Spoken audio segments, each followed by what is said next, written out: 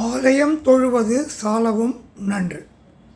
இந்த மூதோர் வாக்குக்கு இணங்க சென்னையில் உள்ள கொளத்தூரில் ஜவஹர் நகரில் பன்னெடுங்காலமாக உள்ள ரஜினி ராஜா ஆலயத்தில் உள்ள தெய்வங்கள் மீண்டும் புத்துணர்ச்சி பெறுவதற்காக கும்பாபிஷேகம் நடக்க அந்த கோவிலின் ட்ரஸ்டிகள் ஏற்பாடு செய்திருக்கிறார்கள்.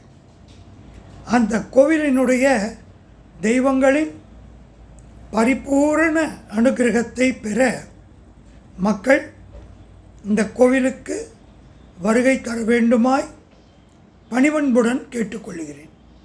இந்த கோவிலினை பற்றிய முழு விவரங்களையும் ரஜினி ராஜா டெம்பிள்.in என்ற வெப்சைட்டிலே தெரிந்து கொள்ளுங்கள்.